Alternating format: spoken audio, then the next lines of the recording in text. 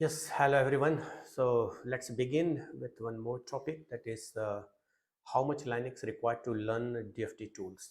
Actually, many experimental people want to start DFT based studies, but the main question was that from their side, that is this Linux operating system is very difficult one, and they are Window user basically.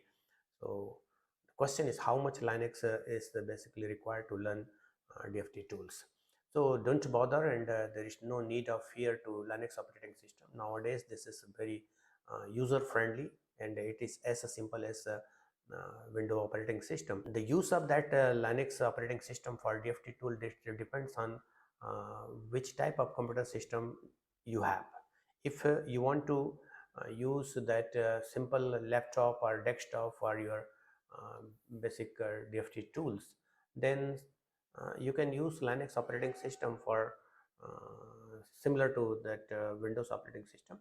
And also in this workstations, you can use this Linux operating system as simple as Windows operating system. But you have HPC, that some server based computer system to learn a DFT or to use the DFT tools, then you need to learn Linux in very details, because there is no mouse operating system clicking here and there and open that. But in laptop, desktop or workstation, you can copy, paste, cut, and create files and folders by using that mouse on the screen. So this we are using actually that Ubuntu 20.04. So this is a very simplest and user friendly operating system, and it's easy to use, and you can watch that this icons similar to that, these access words and other things, and also this internet and other. And I'm using this mouse, and I can create some folder here, although that it needs some root password to create that. And this is that simplest, and all that utilities tools are available here. So this is a very simple operating system, you can start working. But for DFT tools, you need to use this terminal. This is known as command windows or terminal. And here you have to use several commands, and just type here. And that blue colors are folders, green colors and white colors are files, and you can use this one. So some basic commands you need for the simple command you need to start DFT, and that one is let me open that. Let me give some list, and you can, although I will include this manual in that link. So some basic commands like this ls, this is to list that files or folder, and you need to, and this dollar sign that is shown here, like that here, this is shown here, that dollar sign. And you can use ls and open that things. So these are that the commands. And for there the use of that ls in the different file formats. So if you want to open that basic file format, then you can use this. Make mkdir. So if you want to create some folder, then either you can use that clicking the things by using on the screen, but mkdir fruits to create that fruits or multiple folders you can create, and you can create that folders inside the folders by using this. And also you can remove that directory by this command, that is rm. So you can remove that directory, and also inside that one cd, this is to open that directory, the cd fruit. So you can open that directly. So although you can open that directly by clicking on that one similar to that window, but these are that the command based study touch.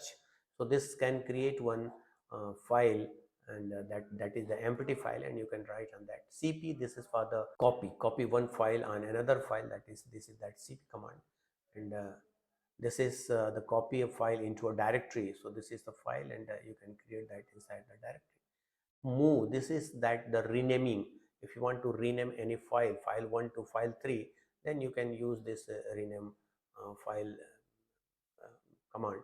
And that also you can move that directory into another directory by using this move command. Heads and tails, so if you want to watch that initial and end part of that file, then you can use this head tails. So these are that catalog that will open that file system. So some basic commands you need: gedit, you can open any text file, that one. So gedit, you can use that, although by double clicking you can open that. Vim, this is another command to view or edit any file. And then that grep, so if you want to read a particular line from any file, then you can use that grep command. And then this sudo, this is if you are you want to install something, then this sudo, this is for the super user. This actually create the super user, and it needs a password, that is the root password. And if you want to install any particular system, then we use this sudo command. apt-get, this is a to root privilege, and this is to install the package. So this apt-get and installation of that. You can upgrade, update, you can zip that file, unzip that file by using command. And if you want to download that, this wget, this is used to download. So these are that commands one should use. Ping, df. So these commands, and you need to learn all these commands if you are using that HPC based system. But for simple workstation or Windows and other things, change mode, you can change the mode of simple file to binary file. So many times we use this. And then this tar archive, so make that tar file. And these are that pwd, this is a command. Pwd, this is the command to find the path of that system. Echo, it is used to display the line of that text file. Top, this is to know about how the running process is. Htop and top, these are that.